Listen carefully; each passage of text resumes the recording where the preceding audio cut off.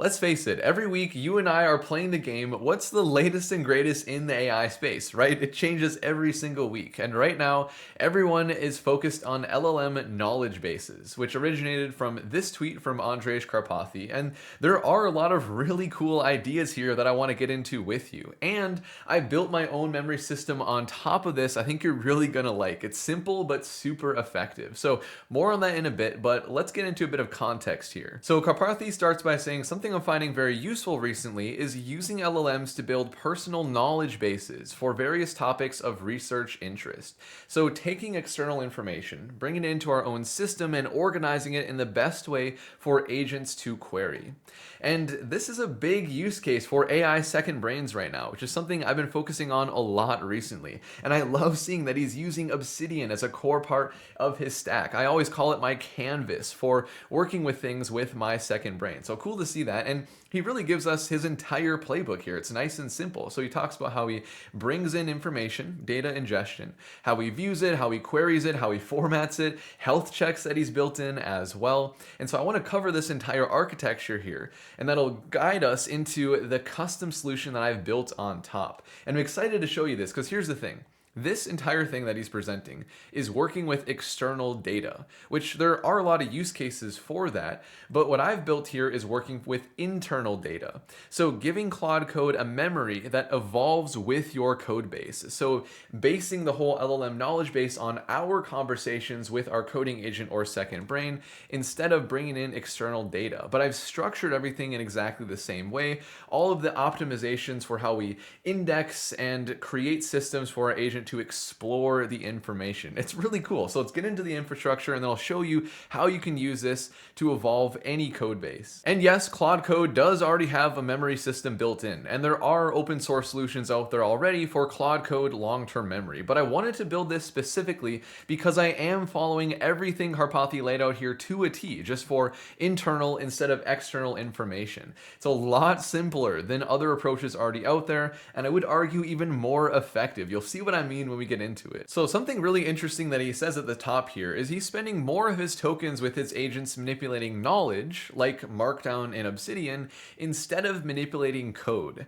But he works with knowledge in a very similar way that we work with code. That brings us to the compiler analogy. This is the simplest way to explain everything that he's built in the system here, because the way that we're handling knowledge is very similar to how we take source code all the way into a final application for the end user to run with a compiler. And so let's take it from the top here. So we start with our source code, which for the case of our LLM personal knowledge bases, it's our articles, papers, anything that we are finding online that we want to bring into our system. So I'll go to the Obsidian Vault because this is what Karpathy uses. This is what I use for my AI second brain. We have the raw folder here. This is the entry point into our system where we'll dump anything, articles, papers, transcripts, everything just as raw markdown. And then we'll take that and move it into the compiler stage. This is where we have a large language model process all of this raw information. So creating summaries, linking documents together, just generally figuring out how to structure our knowledge. And for the system that Karpathy has designed here, for the compiler, we do actually have scripts. We have code that takes our raw information and gives it to an LLM to produce the wiki here. So that brings us to the next step. The compiler goes to the executable. This is what we run, or in the case of our personal knowledge base, this is what we query.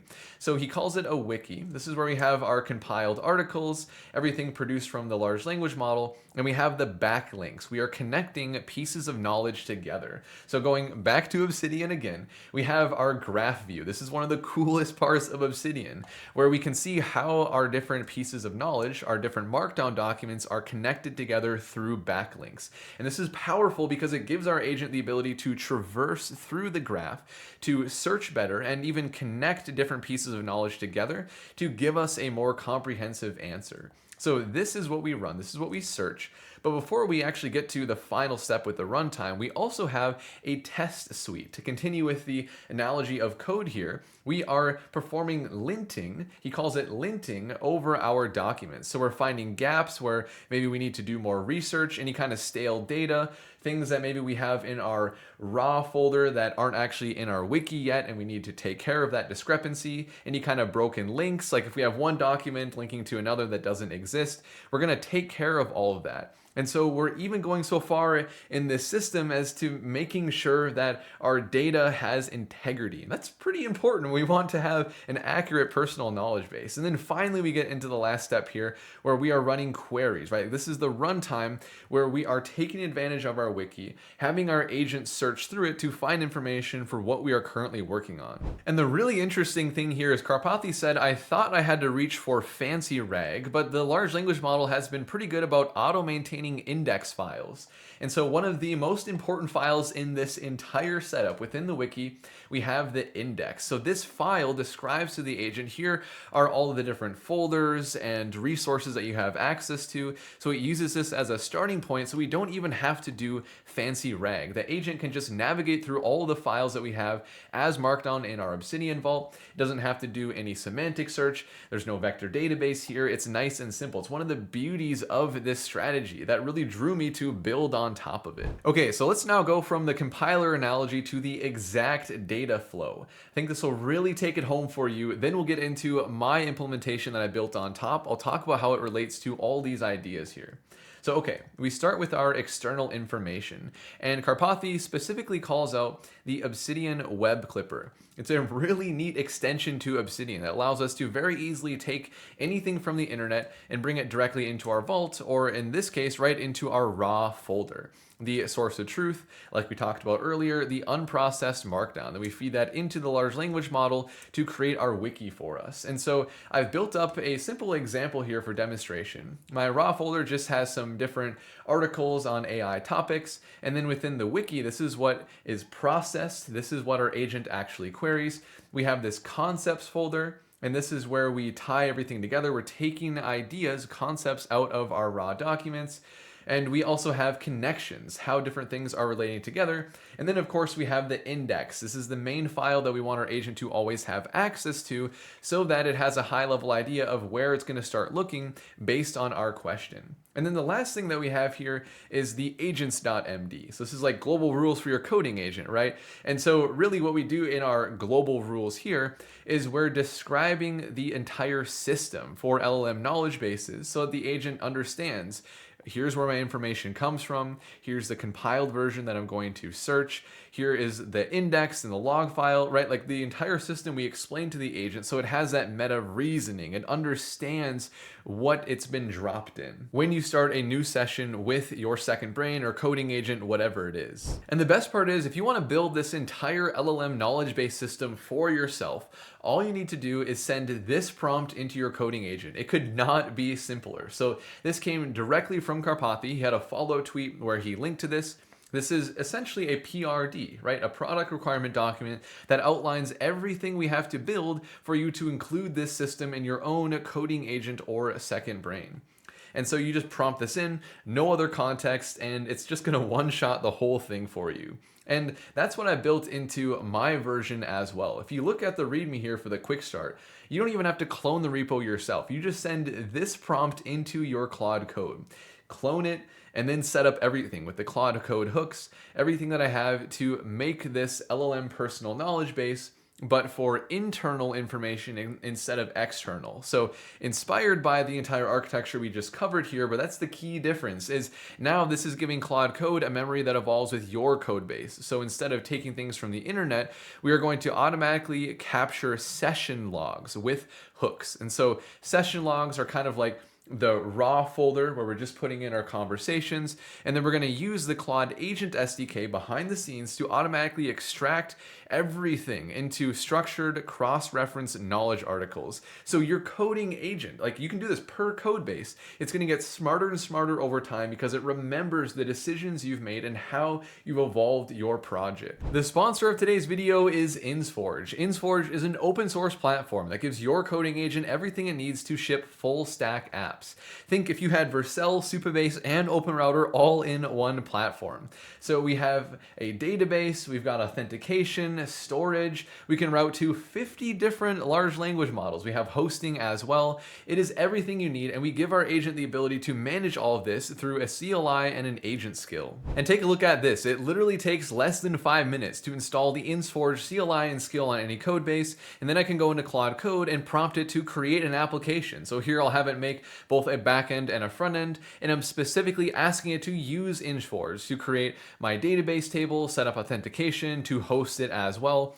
Once it goes through this entire process here, then we end with a hosted application. What I'm showing you right here is a live URL, and I have authentication set up so I can even demo this here. I created an account off camera. I'll sign in. We have access to our database behind the scenes. So this is not just local storage, a hosted application, live database. I can even use an AI model to recommend a task for me here. So showing off the AI part of InsForge as well. We have got everything running and we didn't have to configure anything ourselves. InsForge is open source and free to get started. Plus you can use promo code InsForgePromo for a free month of Pro. I'll have a link in the description. So seriously, you should just try this right now. Open up Claude Code in whatever code base you're currently working on, your second brain, OpenCloud, whatever, and just send in this prompt. It'll immediately level up the long-term memory for your coding agent when it's working on that project specifically. We're building up lessons and takeaways for this code base. And so I have the repository cloned locally. I'm just going to work within it directly to give you an example here, but you're going to use this prompt to bring it into wherever you are already working. And so you don't have to do this, but I would recommend starting with an Obsidian vault. It's our canvas to view all of the memories and the whole wiki that we create with Claude Code. And so you'll open a folder as a vault. Once you have Obsidian installed, it's free and super easy to install. So I'll open here and you just have to give it a path to wherever you have the code base that you brought in this system. So I'll just select this folder right here. That'll create a brand new Obsidian vault. I usually like to make it look nice as well when I first create a vault. So I'll go into the settings in the bottom left. I'll go to appearance and then manage to select a theme. They got a lot of really awesome ones. Obsidianite is my favorite, so I will click install and use. And then I usually like to switch to the dark theme as well. There we go. Now it looks like the other vault I showed you earlier for a demo. And so this is where we're going to manage the daily logs. I'll talk about this in a second. And then also this is our wiki equivalent where we have our index. I mean, everything, this is exactly what Karpathy has set up with the concepts and connections, everything that we use a large language model to process from our raw input. So this entire system is only driven by Claude Code hooks. That's the beautifully simple part about it. That's why all you have to do is send in this prompt to get everything set up for your code base where you run Claude Code. We don't have to install anything else. We don't have to set up any integrations. And so going to our settings.json, this is where you always define your hooks for Claude Code. I want to, at least at a high level, show you how everything works here. I think it'll really click for you. So we start with a session start hook. And so this is going to run whenever we start a new Claude Code session. And all we're doing with this simple Python script is loading in the agents.md. We covered this earlier. That's so our Claude Code understands the system that we put in it. And then it's also loading in, if we go into the knowledge, this is our wiki equivalent, we're loading in our index.md. You've already seen this as well. This is our actively maintained list of files, so our agent can query more efficiently. And so whenever we begin a new Claude Code session, it has both of those things already. And so now I can ask a question. Just for demo purposes, I have a knowledge base already built up for a project. And so I'm asking something that it wouldn't really know by itself without having to do deep analysis in the code base. But right here, it's just going to rely directly on what we have in our knowledge base. Take a look at that. Based on your knowledge base, here are the key things to watch out for. And then some technical details you don't have to cover here, but then it calls out the specific KB articles that it referenced in order to get us this answer. And so the index told it where to point. It ran some queries we'll talk about in a little bit, and it pulled things from our knowledge. And so again, we have the equivalent of our raw folder with our daily logs. This is where we're going to capture summaries of every single conversation with Claude Code. I'll show you how we do that with the other hooks in a second. So daily logs, that's our raw equivalent. And then we have our wiki. This is where we have the things that are better formatted, linked together. We have the whole graph view here in Obsidian. This is what our agent is searching through. And I know this is a really basic example here, but just like think for a second how powerful this actually is. If I asked this question without this whole system built in, it would have had to look through the Git log, and even that might not have had the lessons for what to watch out for. It would have had to spin up subagents to look through the code base, which would be painful painfully slow, especially if the code base was bigger. But since we're maintaining takeaways from all of our conversations with Claude Code, I was able to get this answer in like 10 seconds. You saw it happen live.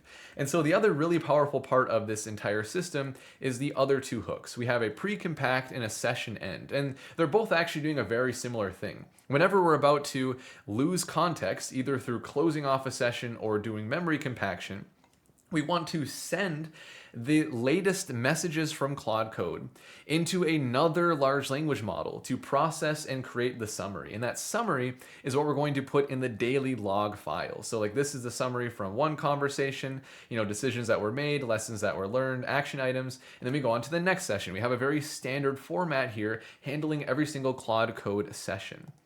And the way that this works is this hook, actually both of these hooks, they are going to call the Claude agent SDK under the hood. So we have a separate Claude process running where it's just given the transcript from the conversation and it summarizes things here. So we're doing that initial layer of data processing.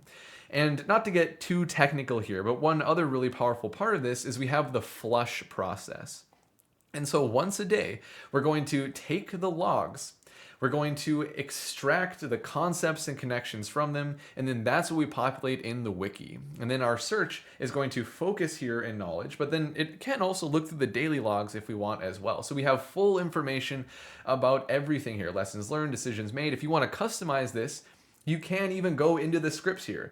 You can go into the flush, or you could go into the compile, and you can actually change the prompt that we send into the Claude agent SDK under the hood. So another beautiful part about this whole setup, unlike Claude Code's memory system, is you can customize this to your heart's content. And Claude Code can even walk you through making the customizations because it has access to the agents.md. It knows how everything works. It knows where the prompts are. It knows how the memory promotion process works. It knows where the daily logs are. So it's a very self-contained system that can improve itself. And speaking of improving itself, that's actually the last big thing that I want to cover with you. I want to talk about the compounding loop. Because think about this with me for a second. We always will start by asking some kind of question. We want to leverage our knowledge base. We're going to get some kind of answer with our agent searching across many different wiki articles. So it's extending its arm across our knowledge base, synthesizing information together, but then it's going to file that single answer. So we're constantly connecting information between our conversations and saving that. And so our wiki grows over time because of that. And then also all the new information coming in from all of our future Claude Code sessions. And so we're building up our knowledge base over time. The agent is going to be able to search through our knowledge better over time as we ask more questions. It just gets better and better and better. And we really don't have to do anything to maintain this. For example, if I extend the conversation where I asked our first question here to have it do more web research, I have more takeaways. All I have to do is end this session or do a memory compaction, and then automatically we can see that the logs are, I saw this just come up here. We already have the Claude Agent SDK running in the background. It can use your Anthropic subscription just like Claude Code, so you don't have to set up any API key or anything. And it's automatically going to extract takeaways and put it in our daily logs. Let's actually look at this right now, because I believe it already finished. There we go. Take a look at this. So this is our session that just ran. We were exploring best practices for handling external service data.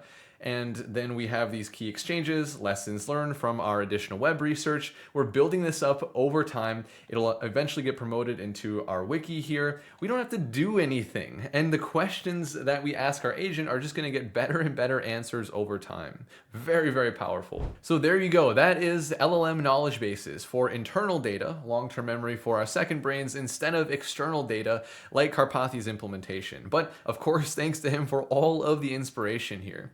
And Claude Code hooks is something I've been building into my second brain for a long time now. And so I recently did a 4-hour workshop in the Dynamous community where I showed everything. I actually built my second brain again from scratch. And so definitely check out the Dynamous community, linked in the description and pinned comment, if you're interested in building your own second brain on top of Claude Code and the Claude Agent SDK. Otherwise, if you appreciated this video and you're looking forward to more things on building agents and second brains, I would really appreciate a like and a subscribe. And with that, I will see you in the next video.